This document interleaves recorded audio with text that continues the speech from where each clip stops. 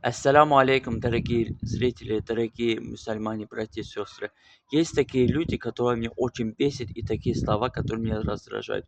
Люди говорят, люди что скажут, люди что будут говорить, люди что будут думать. Для людей наплевать на вас. Вы один раз в жизни сказали, что Аллах что скажет, Аллах увидит. Нет, вы живете для людей, а не Аллаха. Почему? Людям вам не важно, что они скажут, что они будут говорить, что они будут думать. Они всегда будут так говорить. А Аллах, когда говорит нельзя, человек говорит можно.